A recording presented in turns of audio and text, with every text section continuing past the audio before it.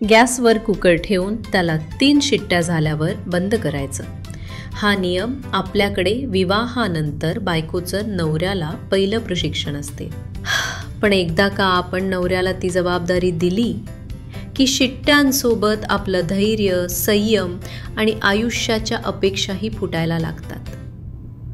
त्या दिवशी मी फार दमले होते। झाडू, भांडी, ऑफिसची प्रेझेंटेशन आणि वरून कमलाबाईचा "मी उद्या येणार नाही" मेसेज। थोडक्यात घरातली व्यवस्था सांडलेल्या दुधासारखी होती आणि त्यात मी कुकराचं झाकण घट्ट लावलं। "पण आज गॅस तू बंद कर हो का? फक्त 3 शिट्ट्या, नंतर बंद कर, माझं केस वाळवते मी" असं सांगून मी सुखेनं बाथरूममध्ये गेले। तेवढ्यात मला बाहेरून नवऱ्याचा आवाज आला, "ए, ती 1 शिट्टी होती ना की 2?" मी आतून ओरडले, "ती पहिली होती."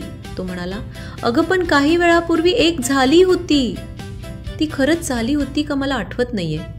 म्हटलं या माणसानं लग्नाच्या शपथेच्या वेळेस शुद्धीवर होता का नाही यावर आता प्रश्नचिन्ह आहे। 3री शिट्टी आली तेव्हा मी डोकं बाहेर काढलं आणि विचारलं, "बंद केलास का गॅस?" तर म्हणतो, "माझं लक्ष गेलेलं तेव्हाच मोबाईलच्या नोटिफिकेशनकडे होतं, पण मला वाटतं 5-1 झाल्या असाव्यात." 5? माझ्या डोळ्यातला अंजन वितळायला सुरुवात झाली होती। हो नाही म्हणजे 2 झाल्या हे लक्षात आहे। नंतर काहीतरी वाजलं, पण ते टीव्ही होता की शिट्टी तेच कळेना। यावर माझी प्रतिक्रिया एवढीच, कुकरवरचा रब्बर रिंग आणि माझा संयम दोघांचाही स्फोट होण्याच्या उंबरठ्यावर होता। बायका सहसा स्वयंपाकघरात कोणतंही काम सोपवताना अतिशय सावध असतात, कारण बायकोने नवऱ्याला कुकरचं काम दिलं की ती आईने लहान मुलाला फटाके द्यायला दिल्यासारखी असते। थोडक्यात धोकादायक पण इमर्जन्सी असल्यास उपयोगी। शिट्ट्यांचं काउंटिंग हे केवळ संख्या मोजण्याचं काम नसून घरात शांतता टिकवण्याचं साधन असतं। कुकर जास्त शिट्ट्या दिल्या की भाजी सगळ्यांपेक्षा मुलगाच आधी ओळखतो, "आई, आज भाजी खरपूस झालीये." त्यानंतर बायको सगळ्यांना सांगते, "हो हो, कारण आज गॅस कोण बंद करणार होता माहीत आहे ना?" नवरा मात्र काहीच न बोलता भाजीच्या नशिबावर चिडतो, "भाजीच अशी होती आज, पटकन शिजली नाही." हे असं बोलणं म्हणजे इंजिन फेल झाल्यावर पावसाला दोष देणं।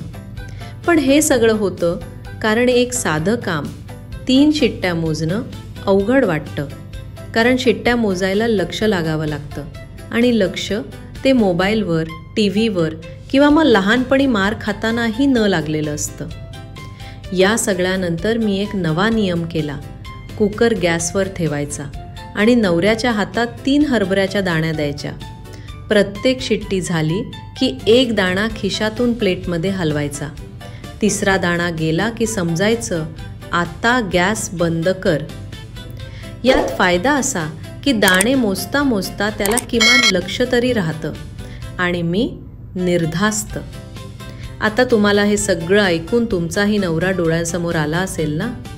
मग अजून असंख्य अस्सल मराठमोळ्या चुलीवरच्या किस्स्यांसाठी आमच्या YouTube चॅनलला जरूर सबस्क्राईब करा, कारण इथं 3 शिट्ट्यांच्या पुढे काय होतं हे फक्त आम्हीच दाखवतो, तेही सगळ्यांच्या चेहऱ्यावर हास्य ठेवत। भेटू पुढच्या विषयासाठी, तोपर्यंत नमस्कार।